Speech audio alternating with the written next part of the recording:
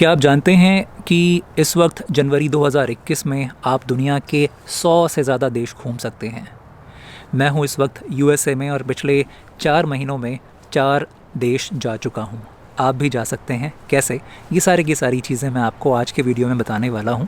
साथ ही ये बताने वाला हूं कि कैसे आप ये पता कर सकते हैं कि इस वक्त कौन कौन से देश हैं जो टूरिज़्म के लिए ओपन है आपकी नेशनैलिटी के हिसाब से। यानी हम इंडियंस के लिए इस वक्त, या आप जब भी ये वीडियो देख रहे हैं, कौन कौन से देश खुले हैं। और ये इतना ऑथेंटिक सोर्स ऑफ इंफॉर्मेशन है जिसको दुनिया की ज़्यादातर एयरलाइंस रेफ़र करती हैं, तो इसलिए आपको परेशानी नहीं होगी ट्रैवल करते हुए। ये सारी की सारी इन्फॉर्मेशन आज के वीडियो में।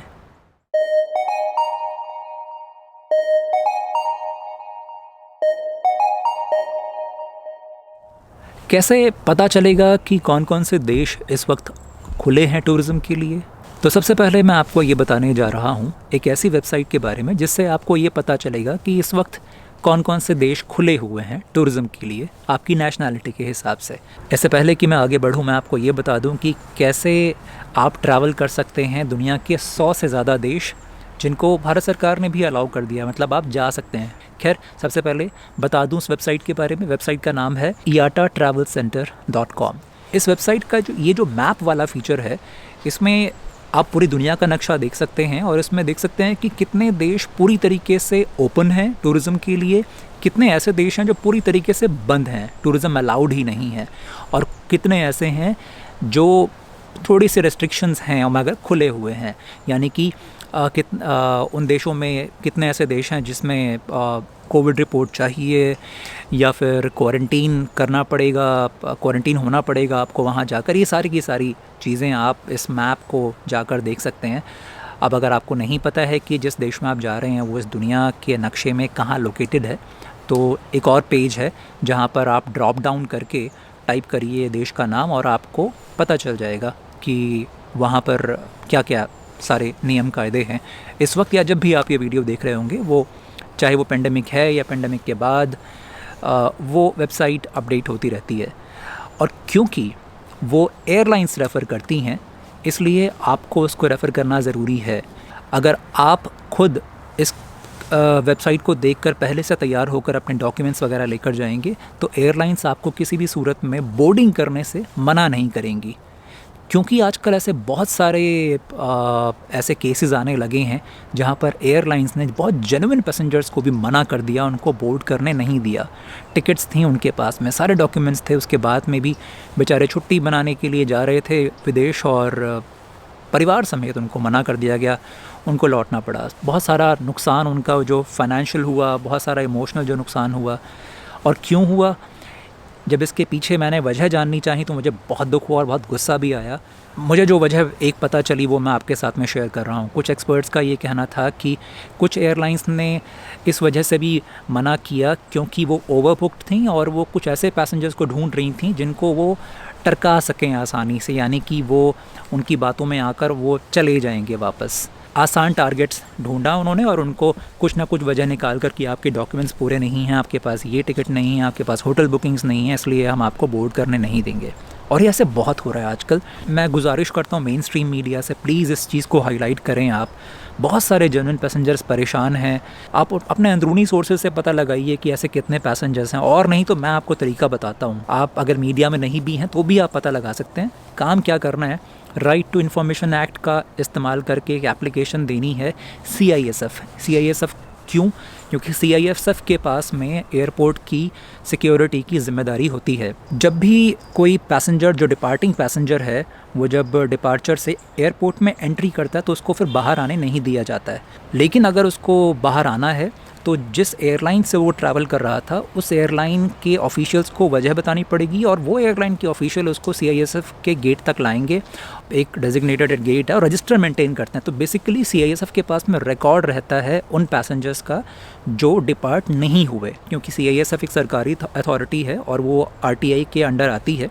तो आप इस पीरियड में इस एयरपोर्ट पर ऐसे कितने पैसेंजर्स थे जो ट्रैवल नहीं कर सके और उसके पीछे एयरलाइंस ने क्या वजह दी थी और एयरलाइंस के नाम क्या हैं।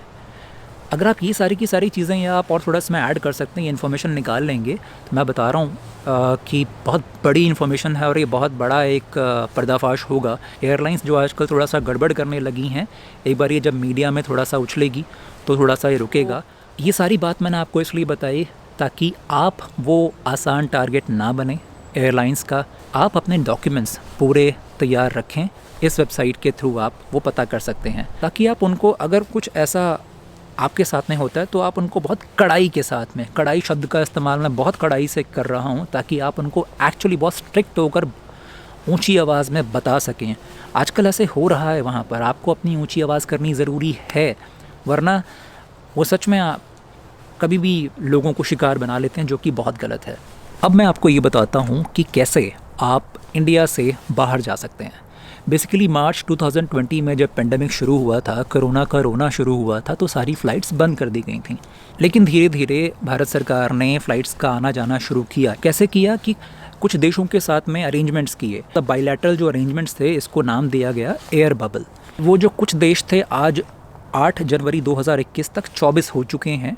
उनकी फ़्लाइट्स हमारे यहाँ, हमारी फ़्लाइट्स उनके यहाँ जा सकती हैं और आप इन दोनों फ़्लाइट्स में आना जाना कर सकते हैं।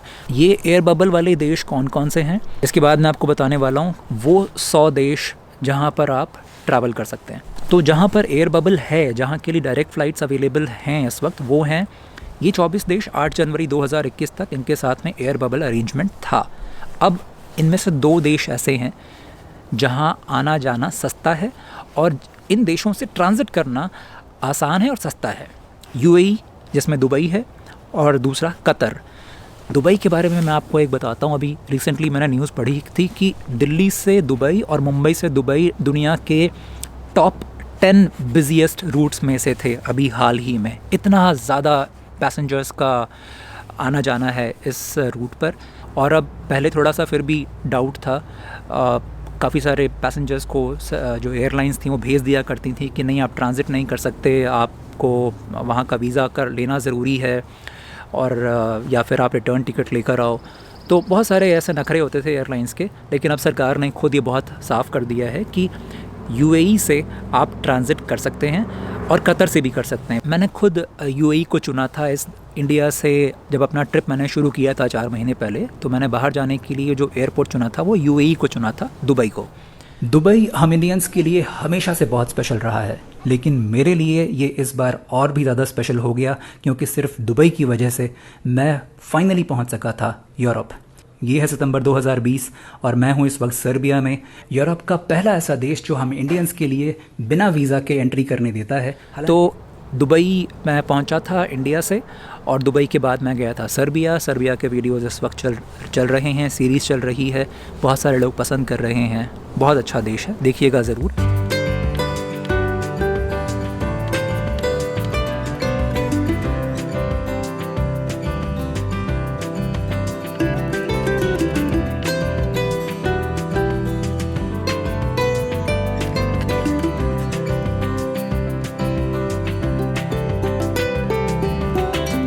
उसके बाद मैं वहाँ से गया यूएसए के बाद मैं गया कैरिबियन कंट्रीज़, और उसके बाद मैं वापस आ गया यूएसए। तो इस वक्त ये जो वीडियो आप देख रहे हैं ना, ये जो सारा का सारा हिसाब किताब है, अभी आसमान नीला था, थोड़े से बादल हो गए हैं, तो ये है यूएसए। और रिसेंटली गवर्नमेंट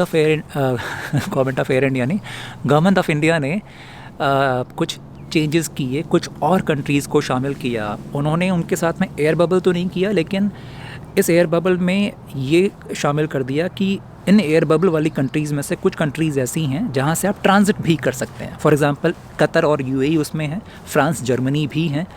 तो यहाँ से आप यूरोप के बहुत सारे देशों में, बहुत सारे अफ्रीका के देशों में, साउथ अमेरिकन कंट्रीज़ में आप आना जाना कर सकते हैं। तो उन कंट्रीज़ के साथ में ये अरेंजमेंट किया हुआ है, तो आप जा सकते हैं बेरोक टोक, और ये 100 से ज़्यादा हो जाते हैं। तो यानी आप इस वक्त इंडियंस 100 से ज़्यादा देशों में ट्रैवल कर सकते हैं एयर बबल का इस्तेमाल करते हुए। एयरलाइंस अब आपको मना नहीं कर सकती हैं। मैं आपके साथ में लिंक शेयर कर रहा हूं, आप उनको देख सकते हैं। डिस्क्रिप्शन में लिंक हैं, वो भारत सरकार के लिंक हैं, आप उनको ले जा के दिखा सकते हैं। लेकिन अभी शामिल करने के बाद में भी इन 100 से ज़्यादा कंट्रीज़ को, ऐसी कई कंट्रीज़ हैं जिनके नाम शामिल नहीं हैं। मेरी सर्बियन सीरीज़ चल रही है और बहुत सारे लोग उन वीडियोज़ को देखकर सर्बिया घूमने आ रहे हैं, और बड़ा इत्तेफाक है कि सर्बिया इस पूरे के पूरे इंतज़ाम में, एयर बबल वाले इंतज़ाम में कहीं शामिल नहीं है। तो सरकार के हिसाब से आप सर्बिया नहीं जा सकते हैं, यूरोपियन यूनियन या फिर शेंगन जो कंट्रीज़ हैं वहाँ जा सकते हैं आप। तो सर्बिया ना तो यूरोपियन यूनियन में है और ना ही शेंगन ज़ोन में आता है, यूरोप में ज़रूर है। तो अब सर्बिया या इस तरह की कंट्रीज़ में आप कैसे जाएंगे ये बताता हूँ। ये मैं आपको इसलिए बता रहा हूँ क्योंकि मेरे पास में दरअसल बहुत सारे ऐसे मैसेजेस आए, कई ऐसे लोगों के, कई मेल्स मेरे पास में आई मार्च से, अप्रैल से और आज भी आती हैं कि बेटा वहाँ पर है, पेरेंट्स वहाँ पर हैं, उस देश में हैं या वो विदेश में हैं या जो भी है, हमें आना है जाना है मगर कुछ क्लियर नहीं हो रहा है, क्या करें। तो अगर आपको इमरजेंसी में ट्रैवल करना पड़ रहा है और एयर बबल या सर जो भी कानून बने पड़े हैं इनमें आपका जो केस कहीं फिट नहीं हो रहा है, तो आप ट्रैवल कैसे करें ये मैं आपको अब बताता हूँ। दरअसल आपको करना ये है कि एयर बबल अरेंजमेंट वाला देश ढूंढना है जो आपके लिए सही हो। जैसे कि अगर आपको सर्बिया ट्रैवल करना है फॉर एग्ज़ाम्पल, जिसका नाम अभी नहीं है, तो सर्बिया ट्रैवल करने के लिए आपको एक ऐसा देश देखना है जहाँ से इंडिया के लिए फ़्लाइट्स हैं और जहाँ से उस देश सर्बिया के लिए फ़्लाइट्स हैं। यूएई जैसे एक देश हो गया, दुबई के लिए फ़्लाइट्स बहुत सारी हैं, लेकिन एयरलाइंस आपको मना कर सकते हैं ये कहकर कि सर्बिया का तो नाम इसमें शामिल नहीं है इसलिए हम आपको बोर्ड करने नहीं देंगे। ऐसे में आप क्या करेंगे, आपको टिकट, आपको यूएई का, अगर आप यूएई को चुनते हैं तो आपको यूएई का जो एयर बबल अरेंजमेंट है उसकी सारी शर्तें पूरी करनी होंगी। आपको जैसे उसकी जो शर्त है वो है कि आपको यूएई की जो रिटर्न टिकट है वो भी लेनी है यूएई से इंडिया के लिए, और आपको वहाँ की होटल बुकिंग्स दिखानी होंगी। कई ऐसे देश हैं जो आपके फाइनेंशियल रिकॉर्ड्स भी मांगते हैं, वो कहते हैं कि इतना बैंक बैलेंस होना ज़रूरी है, ये सब आपको दिखाना होगा। मांग लेते हैं कई बार ये एयरलाइंस वाले, जस्ट बिकॉज आपका ट्रिप ख़राब ना हो इसलिए मैं आपके साथ में शेयर कर रहा हूँ। तो ये सारी की सारी चीज़ें आप रख लो। अब आप कहेंगे कि रिटर्न फ़्लाइट टिकट हम क्यों करा रहे हैं, तो ट्रिप महंगा हो जाएगा। बताता हूँ, होटल बुकिंग्स का भी जुगाड़ बताता हूँ। जब आपके पास में रिटर्न फ़्लाइट टिकट्स होंगी, होटल बुकिंग्स होंगी, फाइनेंशियल आपका सारा रिकॉर्ड ठीक होगा, एयरलाइन आपको मना नहीं कर सकती इंडिया से दुबई जाने के लिए। एक बार आप उसमें बैठ जाएंगे, दुबई पहुंच जाएंगे, उसके बाद आपको अपनी जो रिटर्न फ़्लाइट टिकट है वो कैंसिल कर देनी है। और एक बात का ध्यान रखना है कि जब आप इंडिया के एयरपोर्ट से डिपार्ट कर रहे होंगे तो कहीं पर भी आपको ये नहीं बताना है कि मैं वहाँ से कहीं और जा रहा हूँ, एक ऐसे देश में जिसका नाम कहीं पर भी इस एयर बबल वाले हिसाब किताब में है ही नहीं। आपको उनको ये बताना है कि हाँ जी मैं यूएई जा रहा हूँ, उसका वीज़ा मैंने ख़रीद लिया है, ये रहा उसका वीज़ा, या फिर ये है उसकी मेरी फ़्लाइट टिकट्स, मैं वापस आऊँगा और मैं इतने दिन रहने वाला हूँ, ये मेरी होटल बुकिंग्स हैं।